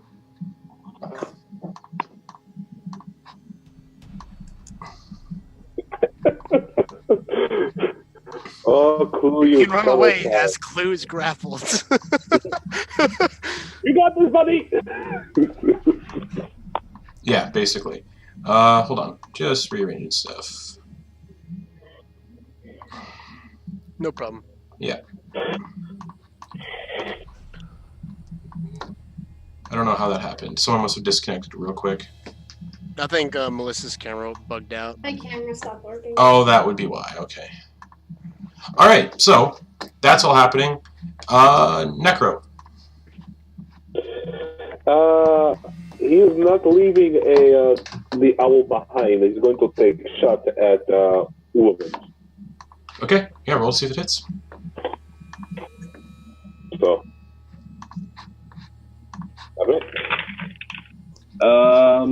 11. Does not hit. You shoot like the wood ceiling beside her, and it like breaks apart some of the floorboard.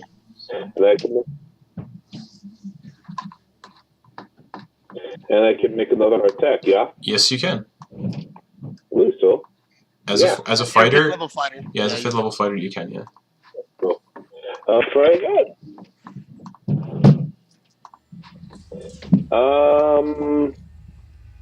That's a 15. 23. You see the bullet hit her, like, but it just seems to like phase through her and hit the wood behind her.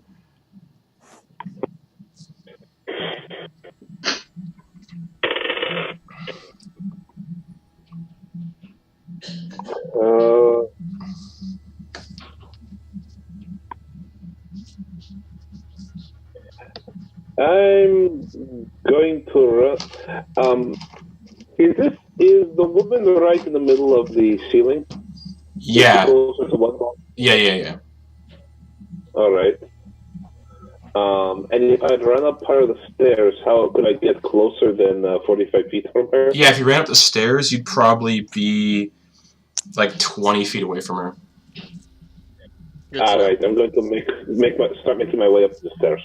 All right, and then with that, we're gonna go to the top of the turn order. Oh, Necro, I forgot to do this. You got to give me a wisdom saving throw, please. Oh yeah, I forgot about that. 18. You're fine. So that would be Clue's turn, and since Clue, you can't really see her because of the hair wrapped around you. It's your turn. And I will say, the escape DC to get out of her hair is 15. But she's incorporeal. Like, I can't touch her anyway, so how could I even get through? It appears like her hair is the only solid thing on her. Okay. Yeah, it's pretty gross. Kill the hair, kill the clothes. Alright,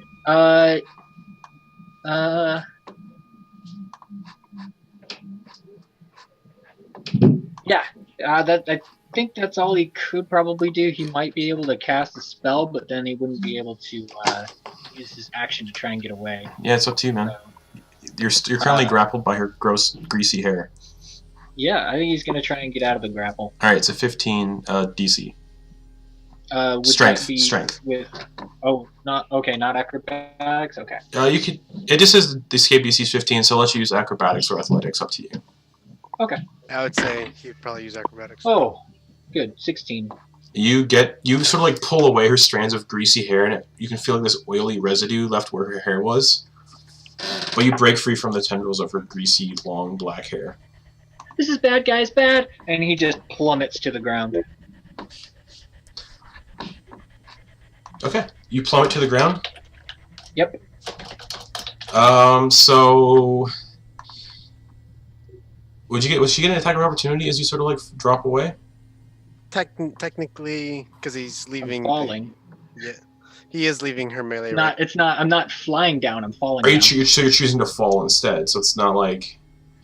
Yeah, he's not feeling so great. All right, for the sake of this, I'll say since this is technically a movement not under your control because you're choosing to fall, she won't get an attack of opportunity because you're falling.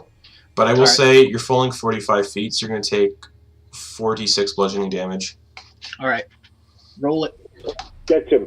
Oh, for the people that haven't played with us before, just so you guys know, critical hits on ours, since I don't like the ruling of criticals, because they don't feel critical if you roll like a 1 and your attack just does 2 damage. So our ruling for criticals is max damage of the attack, and then you roll on top of that. Okay. Yeah. So yes, 46 bludgeoning damage.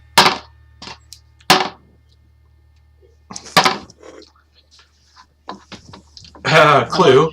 So you take 18 I will points. You use my take reaction to slow fall, okay, because yeah, you're gonna take 18 points of bludgeoning damage.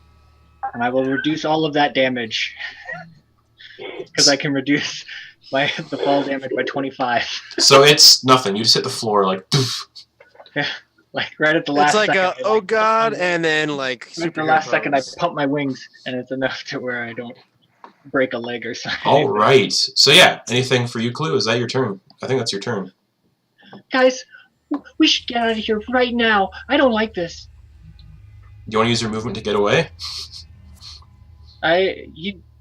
We'll say technically that. didn't use- We'll say if he uses any movement, it's to hide behind Necro because he's the biggest guy there. So you're gonna fly towards the stairs and go hide behind Necro? Yeah. Okay. You can do that pretty easily. And with that, it's Jacqueline. I need you to give me a wisdom saving throw, please. I was last looking at Arvis and I don't want to look at her. Okay, cool. So you Yeah, technically, yeah. you're not looking at her then. I would like to say, Margaret, you don't want to do this. The house is making you do this. Fight it for your family, for your soul. Fight it. Okay, give me persuasion. Yeah, all right. I don't know. She kind of didn't like her son. She was very mean to Giles. I rolled really low, but I get a plus 10, so 15. She doesn't seem to listen to you. All right, cool. I am going to run through the doors to the kitchen. All right. Yeah, you run off into the kitchen. So with that, we're gonna go to Arvis then. So after that, Are you looking? Where are you looking? Are you still looking at her? like after casting the witch bolt, I kind of look over and just see Jacqueline take off running. Okay. Yep. You're So- not looking at Margaret then. No, I'm following directly behind Jacqueline. All right. So you're just running after her, like, yeah, screw this shit. Yeah, like no, this is bad idea. We need to get out of here. So I'm following her, and as I catch up to her, I'm going to cast protection from evil and good. Okay. Awesome. With that, Margaret, and since now Necro and Clue are 25 feet away on the stairs, she's going to creakily turn her head towards the stairs, and she's going to do the death rattle thing again. I need Necro and Clue to make Constitution saving throws, please. Oh boy! That's a no. I would have gotten a 13. A 13 and Oh, a... no. Sorry. No, it's 13. Yes, sorry. So both of you got 13? I got 5. Mhm. Oh! Oh. Okay. So... Hold on. Okay. Necro, you're going to take some damage. And I'll get to you, Clue, in a second. So if we all die, the next team becomes the lost, and then the team goes after them. Sure. Necro, you take 13 points of psychic damage. And Clue, you sort of feel like her death rattle sort of really gets into your head. And since you rolled a 5 on that saving throw, and if the saving throw fails by 5 or more, the creature is reduced to 0 hit points. So you just... 5 or less? Yeah, if you fail the saving throw by 5 or more. If you fail it by 5 or more, yeah. Away from the okay. Yeah, so you just feel yourself like go, that sounded really bad. Like nails on a chalkboard kind of bad, and you just sort of drop to 0 hit points, and you start doing some death saving throws on your turn. All right. And My Necro, turn's up.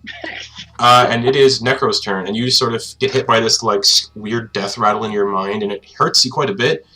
And then you hear a thump behind you as you turn to see Clue, just like on the floor, unconscious. And from the way it looks like he's going very, very pale, like he's losing all of his color. Question: would Necro have seen us run to the kitchen? Probably. Okay. So at that point, it's kind of like follow us. Oh, and Necro, are you still looking at her because you shot at her? Because you didn't use your action. You didn't say to look away. So are you still looking at her? I would have been. No, I would have not looked at her. I'd be looking at the owl that just died. Oh, that's true. That's true. Yeah. So, how much damage did you take? 13. You took 13 points of damage. Yeah, that's what I thought. So yeah, you're looking away from her, and you're looking at Clue, who is now unconscious. Oh, he's not good. I'm grabbing Clue, and I'm going to bolt over the side of the steps and run after those guys. All right. As you bolt over the steps and you catch up to them, and you hear her moaning, her death rattles like coming. And you sort of like take a glance back as you're running. You notice she doesn't move that fast. Her bones are like really broken. She sort of like looks like maybe she moves like a couple feet. Like she's not that quick. You can easily get away from her. And as you slam the kitchen door behind you, that's where we're going to end the session for the week. Oh no! The Clue's just unconscious. We don't even get to know Clue's limbs. My whole plan was like, if he couldn't break that grapple, I was like, I'm gonna see if I can move onto the stairs, misty step, and grab him. That was my plan. Yeah, my plan originally was when you were being called to go, but you were already gone, and then I get a +10 to persuasion, and I was. It's okay. I got a couple of healing potions. I'll just start pulling him down his throat.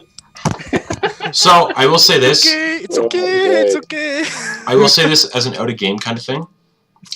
She is basically considered like one of the main antagonists of the house. She's very like grudgy and ring-inspired kind of thing. And yeah, her CR rating's 10. She's just basically an encounter that I was going to throw at you guys early. Not meant to kill anyone. Just to be like, yeah, this is who you're basically contending with while you're inside the house. Cool.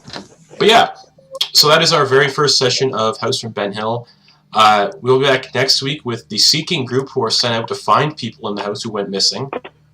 So that'll be an entirely different group of 4 next week. Wednesdays at 7 p.m. Eastern Time. We'll be back in a little under an hour to do the continuation of our pirate campaign, which we'll be introducing a new cast member tonight.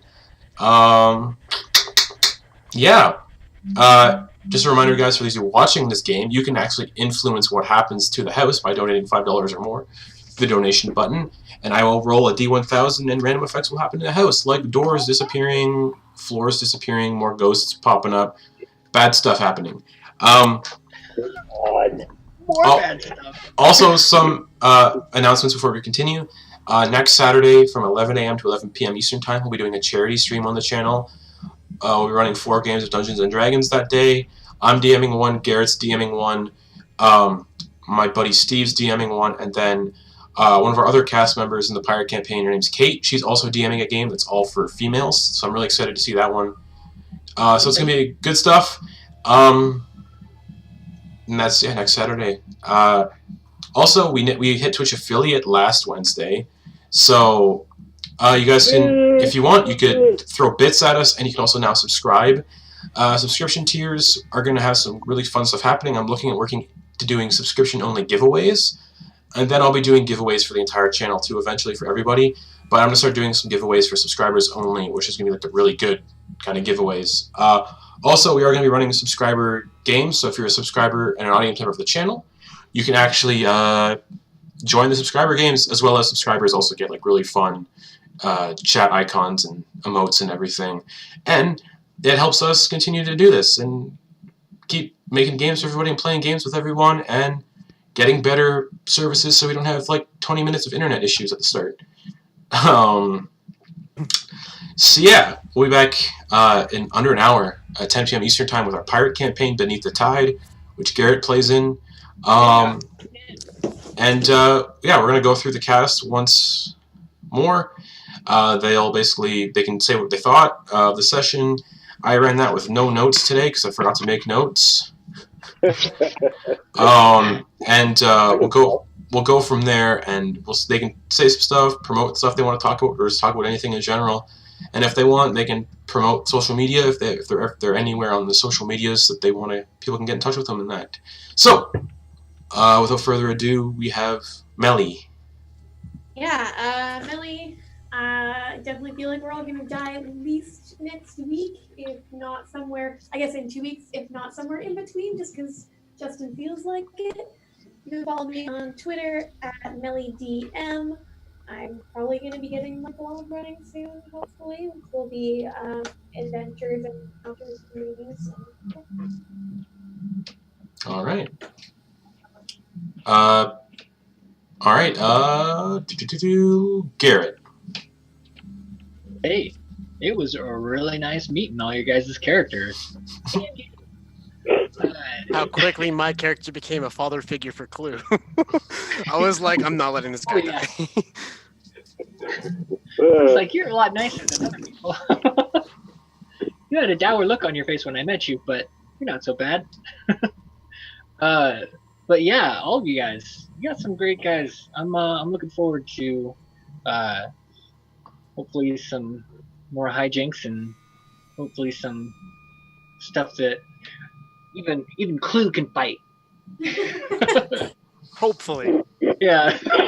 Yeah, we'll see what happens from your little encounter with Margaret. I imagine. I felt so bad for Necro and Clue. I was like, really? No one's doing anything? This sucks. I shot a code. What are you talking about? There's no way Clue's gonna Got come that out coat. without some scars.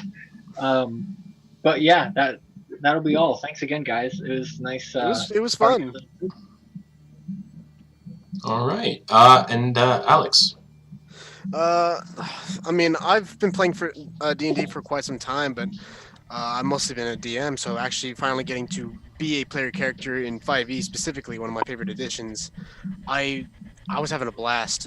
Actually kind of taking a step away from being a melee fighter and going for the spellcaster. You really have a list of options that you can run with, but it's something you got to be careful with, not having many spell slots. Yeah. Warlock. and squishy. Yeah, and squishy. I mean, I was like, okay, so mage armor, shield. Definitely my top picks. Yeah, I know your pain of being a DM and never getting to play. But that'll be changing soon on the channel as well. I'll be playing in a game on Sundays. All right. That's awesome, man. I'm He's playing. gonna be in my game. That's right. For the charity stream, and then however else that goes on. Justin has the best characters.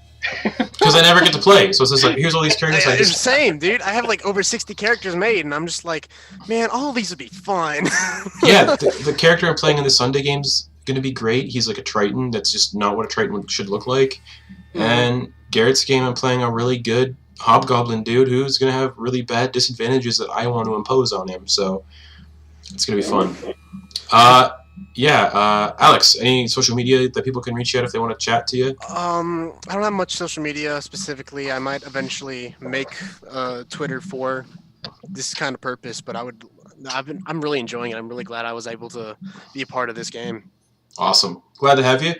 And yeah, before we do continue on with the rest of our cast, we do have a Discord, which I'll put in the VOD as well, and whatever. So you can come on Discord and talk to everybody and talk Dungeons and Dragons and whatnot. And yeah, finally, Joe.